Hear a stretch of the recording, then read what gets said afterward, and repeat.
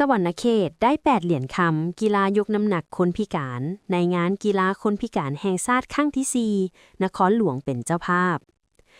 พิธีแข่งขันกีฬายกน้ำหนักในงานกีฬาคนพิการแห่งชาติครั้งที่ 4ที่นครหลวงเวียงจันทร์เป็นเจ้าภาพมีซิงค์ทั้งหมด11รายการ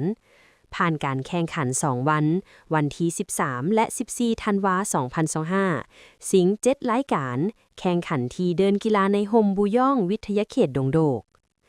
ซึ่งผลการแข่งขันกีฬาดังกล่าวเห็นว่าแขวงสวรรณเขตได้มาถึง8เหรียญคำจากรายการ50กิโลหญิงนางป่อจูศรีประเสริฐรายการ54กิโลทรายเท่าร้อนนีดารายการ59กิโลทรายเท้าเป้ล้าวผักดีและรายการ65กิโลทรายเท่าเก่งพิมพ์วงศาและยังได้อีก2เหรียญเงินและ1เหรียญทองแขวงคำมวลได้4เหรียญคำจากรายการ45กิโลหญิงนางรัศมีศรีประเสริฐนักกีฬาทีมชาติลาวและรายการ49กิโลทรายเท่าบุญนาศรีหบุตรและยังได้อีก2เหรียญเงินแขวงเซกองได้2เหรียญคำจากรายการ41กิโลหญิงนางแดงมณีศรีบุญเฮืองและยังได้อีก1เหรียญทองนครหลวงเวียงจันทร์ได้2เหรียญเงิน3เหรียญทองแขวงพงษาลีไซสมบูรณ์และบริคำไซได้ภาคส่วนละ2เหรียญเงินจำปาสัก3เหรียญทองอัตตปือหลวงน้ำท้าและอุดมไซได้ภาคส่วนละ1เหรียญทองสำหรับวันที่15ธันวาเป็นมื้อสุดท้าย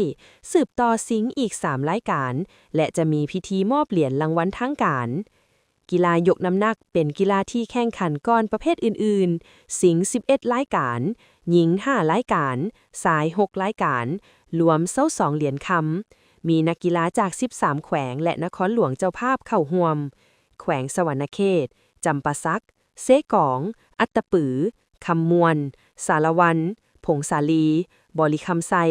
ไซยาบุรีหลวงน้ำท้าไซสมบูรณ์เสียงขวงและนครหลวงเวียงจันทร์สำหรับการให้เหรียญรางวัลยกน้ำหนักในงานครั้งนี้1รายการมี2เหรียญคำคือยกได้น้ำหนักดีสุดและยกน้ำหนักรวม